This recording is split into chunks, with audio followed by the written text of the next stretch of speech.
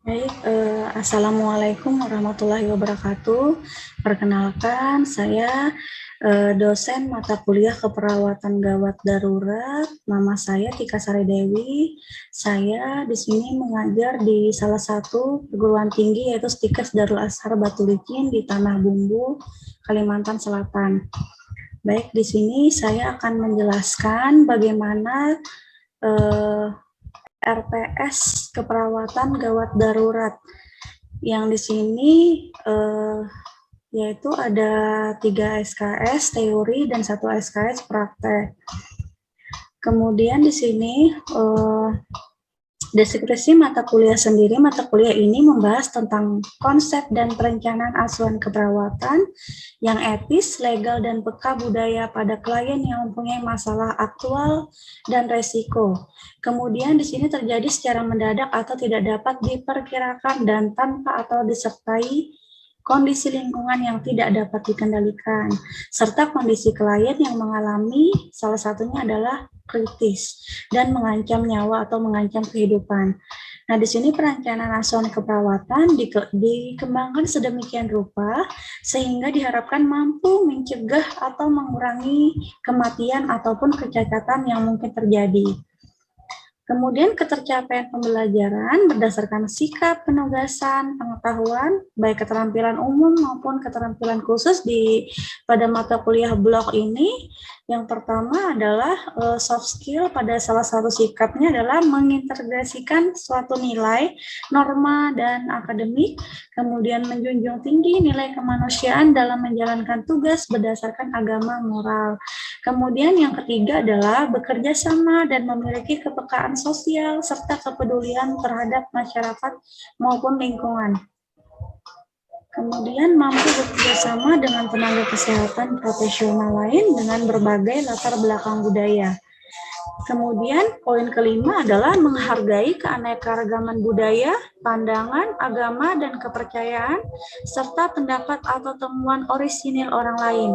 Kemudian poin keenam adalah menerapkan pendidikan berdasarkan norma dan nilai-nilai IMTA. Kemudian penguasaan pengetahuannya di sini mahasiswa mampu mengintegrasikan hasil-hasil penelitian ke dalam asuhan keperawatan sehingga dapat mengatasi masalah yang berhubungan dengan kegawat daruratan sebagai sistem. Kemudian mampu melaksanakan fungsi advokat dan berkomunikasi. Kemudian pada salah satu kasus kegawat daruratan terkait dari berbagai sistem. Kemudian ada keterampilan umum.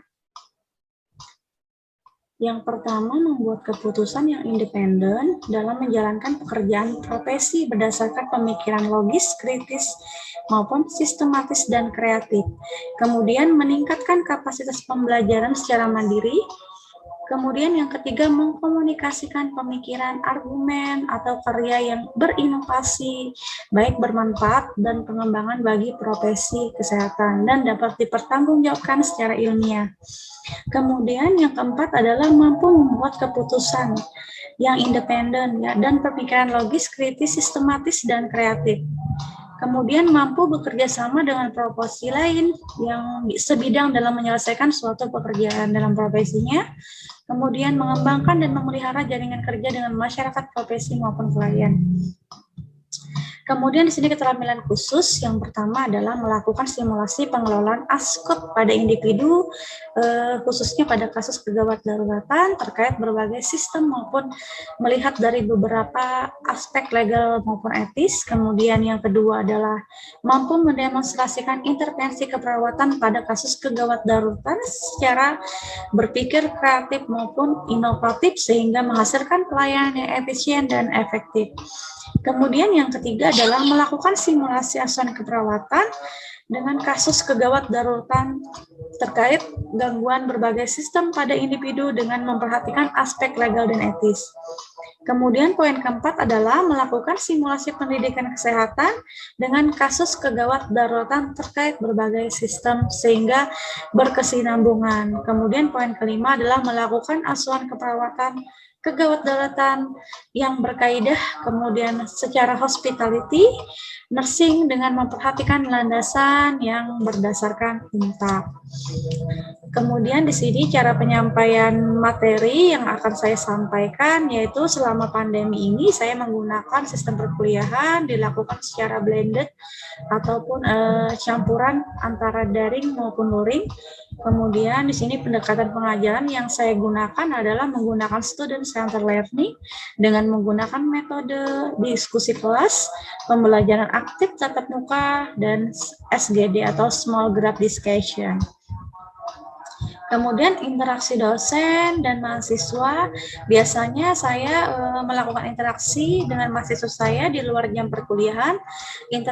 Interaksinya misalnya dilakukan melalui via email maupun WhatsApp atau dimasukkan dalam suatu grup kelas biasanya. Kemudian di sini pustaka yang saya literatur untuk bahan ajar mata kuliah keperawatan gawat seperti yang di bawah ini, yaitu dari AHA tahun 2015, kemudian Emergency Nurse Association 2013, kemudian ada Frozen tahun 2019, kemudian ada Emergency Nursing Association, kemudian ada Fresh Block, kemudian ada Scott Mailer dan kawan-kawan terkait dengan standar nursing healthcare guidance, critical care maupun emergency nursing. Baik, sekian itu saja penjelasan RTS yang dapat saya sampaikan. Terima kasih. Wassalamualaikum warahmatullahi wabarakatuh.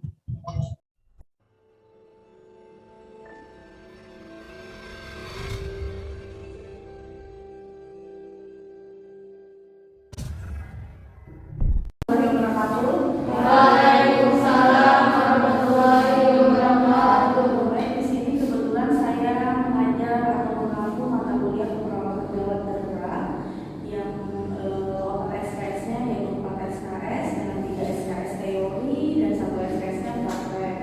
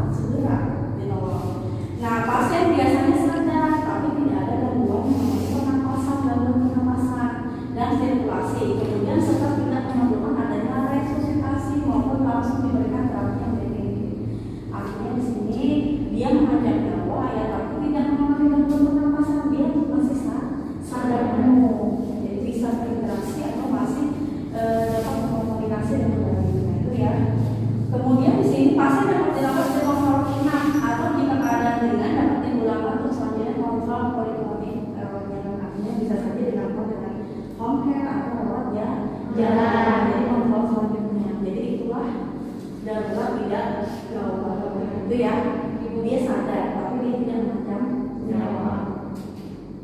Nah ada lagi tidak gawat tapi juga tidak darurat. Bedakan ya tadi ya, yang pertama adalah gawat darurat, yang kedua adalah gawat tapi tidak darurat, yang ketiga adalah darurat tapi tidak gawat, yang keempat adalah tidak gawat dan juga tidak darurat. Nah di mana di sini keadaan tidak mengancam nyawa dan tidak merupakan keadaan darurat, artinya dia tidak mengancam nyawa, ya bisa saja maksudnya tidak diprioritaskan, kemudian juga dia tidak memerlukan tindakan yang darurat, artinya tidak memerlukan tindakan yang segera yang langsung tangani. Bisa saja nanti dulu, apa yang paling penting kita tangani adalah yang prioritas. Ya. Nah di sini ya ini ada contoh kondisi pasien maupun karakteristiknya. Nah kondisi pasien misalnya yang mengancam nyawa ya, contohnya adalah sakit atau luka yang kritis, kemudian penurunan TTP, kemudian perubahan perdarahan yang tidak terkontrol. Nah itu pernah adalah ancaman yang mengancam nyawa. Nah itu yang tindakan gawat darurat. Nah itu ya, ini contoh dari penyakitnya ya. Kemudian ada yang darurat tapi tidak gawat. Contohnya di sini sakit atau luka yang kritis atau hemodinamik yang tidak stabil. Contoh hemodinamik yang tidak stabil adalah misalnya TTP-nya yang tidak terkontrol atau yang mengalami ketidakstabilan, itu termasuk dalam hemodinamik, atau cairannya input dan outputnya tidak seimbang, itu termasuk dalam hemodinamik. Jadi hemodinamik itu kayak RM, tekanan darah, nadi, suhu, ya, ataupun cairan yang lainnya itu termasuk dalam hemodinamik. Nah, jadi di sini kalau yang dia darurat atau tidak darurat, inilah yang salah satu karakteristik penyakit pasien tersebut. Nah, ini salah satu contohnya penyakitnya. Contohnya adalah kerak terbuka, ada perdarahan, ada yang penyakit gastrointestinal. Kemudian di sini ada lagi urgent. Urgent itu apa? Gawat ya. Urgent itu gawat, tapi dia tidak darurat. Nah di sini contohnya adalah sakit atau luka yang tidak begitu kritis, artinya dia sadarnya masih penuh atau masih komunikasinya masih bisa efektif ya.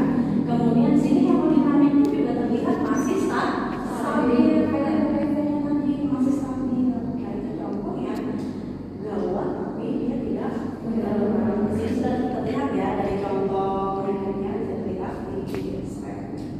Kemudian di sini ada sarana dan prasarana di instalasi rawat darurat ya.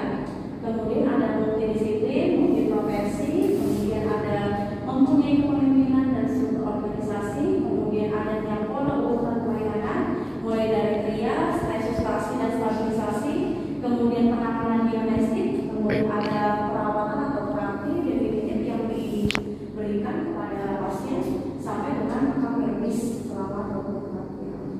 Biasanya yang salah satu tugas ini adalah pengklasifikasian kelompok pasien-pasien yang tadi ada pengklasifikasi. Yang pertama ada gawat darurat, yang kedua adalah gawat tidak darurat, yang ketiga adalah darurat, yang ketiga adalah tidak gawat, yang keempat adalah tidak gawat dan tidak darurat. Nah di sini kan triase ini fungsi untuk mengklasifikasikan semua jenis pasien yang mana yang lebih darurat, yang prioritas yang kita tolong dengan segera mungkin atau segera cepat. Nah itu ya, itu salah satunya. Kemudian di sini juga bekerja sama dengan instansi terkait baik di dalam maupun di luar rumah sakit terkait dengan pengobatan ataupun perawatan yang dilakukan di pada pasien tersebut. Ya. Nah kemudian juga pasti ya orang perawat gawat darurat itu harus siaga ya, siaga. Nah dalam menghadapi musibah massal meliputi salah satunya disaster plan ya, disasternya misalnya bencana. Nah kan misalnya bencana dan bencana kan itu harus siap-siaga ya, misalnya ada bencana alam, salah satunya bencana banjir, kebakaran dan sebagainya yang massal. Itu harus siap-siaga dalam penanganan atau pengklasifikasian pasien-pasien yang mana gawat darurat tadi ya, gawat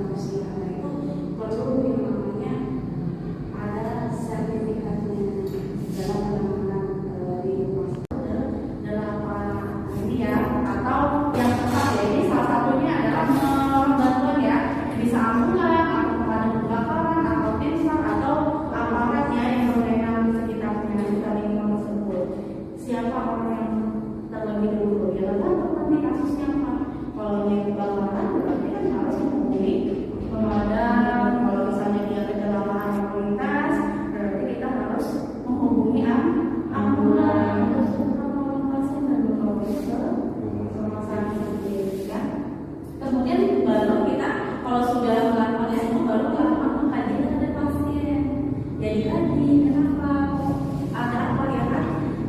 Yang pertama misalnya pada kasus kecelakaan lalu lintas, nah kita sudah semuanya kita lakukan tadi dari mengamankan diri, kemudian mengamankan pasien, kemudian menghubungi ambulan ya, kemudian kita lakukan pengkajian apa yang terjadi dari pasien tadi, apa yang dialami pasien, misalnya ada mengalami perdarahan, misalnya di bagian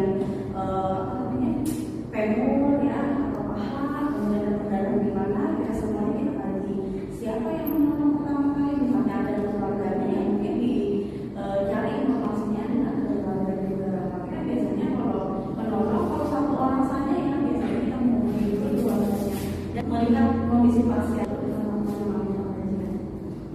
Kemudian lakukan perawatan tindakan emergensi yang dibutuhkan ya, sesuaikan ya kalau memang perawatan dan sarana dan prasarana yang ada di rumah sakit memadai, berarti kan ya wajib kita melakukan penanganan yang apalagi dari kasusnya misalnya dalam lalu lintas ya yang mengalami misalnya perdarahan, nah itu kan butuh penanganan yang cepat ya, penanganan emergensi, bagaimana menghentikan perdarahan yang ada di femur tadi.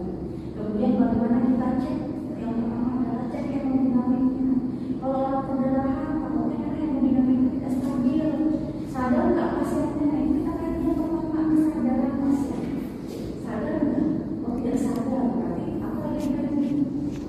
Membutuhkan bantuan emergensi tadi, kita cek hemodinamiknya, apa hemodinamiknya. Kalau misalnya ada masalah tadi nggak pernapasannya, kita segera memberikan bantuan untuk pernapasannya. Itu ya, jadi banyak sekali yang dari pasien tadi pada saat mengalami gawat kita lakukan tindakan emergensi. Kemudian apalagi tindakan pasien jika diperlukan ya, kalau memang diperlukan ya memang tindakan pasien. Kemudian dokumentasikan hal-hal yang telah dilakukan. Jadi setiap tindakan yang kita lakukan. Nah, keterampilan yang harus dimiliki apa? Salah satunya adalah airway management, yaitu opsi airway management ini ya, penanganan pertolongan bantuan napas ya. Jadi airway management, airway itu adalah pernapasannya yang ditolong. Bagaimana? Ya, tadi dengan menggunakan tutup mulut, bantuan napasnya atau mabubek dan lain sebagainya, itu pertolongan untuk airway management gimana. Kemudian ada oksidasinya, bagaimana oksidasinya, lancarkah atau mengalami gangguan. Kemudian ada teknik suction jika diperlukan, kalau terdapat sumbatan ya, di mana terdapat sumbatan ya, gantung ya, itu dulu dikaji. Kemudian ada back and mask teknik ya, yang tadi ya berdasarkan dari yang tadi. Kemudian ada resusitasi kardiopulmoner atau yang disebut dengan RGP, resusitasi jantung paru ya, dan RGP yang bantuan hidup dasar ya, sama aja ya dengan orang makan gitu ya, resusitasi kardiopulmoner, jadi masuk resusitasi di bagian jantungnya. Kemudian melakukan pemeriksaan vital sign, itu itu ya yang harus dimiliki, harus jadi juga ini mengalami TTP-nya, ini nggak saja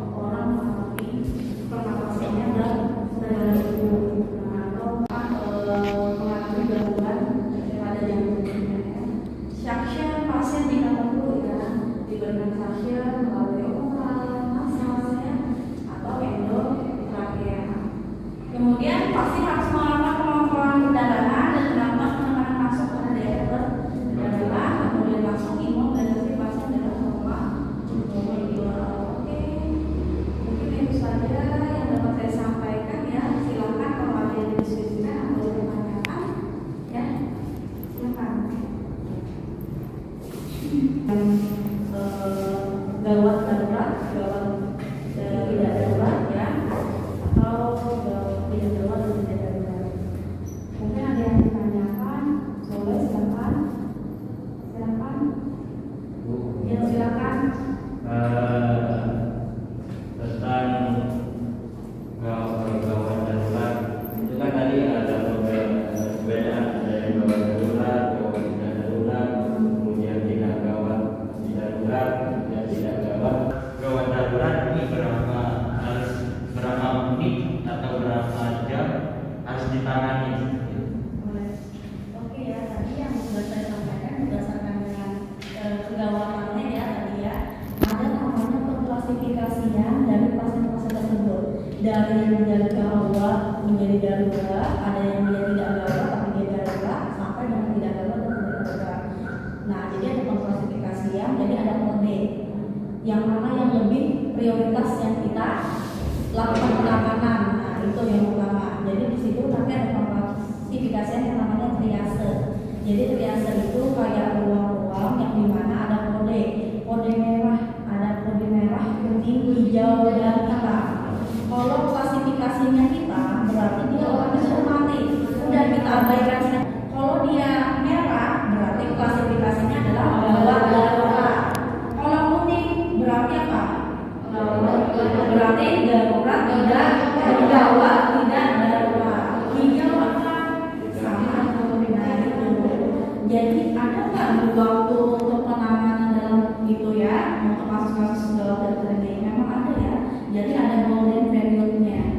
Jadi golden period-nya tidak lebih dari berapa jam harus ditangani pasien yang keadaan gawat darurat tadi.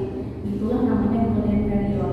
Misalnya kita lebih dari golden period itu melewati batas golden period, maka kemungkinan pasien kita tidak akan terselamatkan atau mengalami kejahatan ya. Nah seperti itu. Jadi memang ada yang namanya golden period. Golden period itu khusus pada pasien yang gawat dan darurat seperti itu. Jadi memang kita harus mengklasifikasi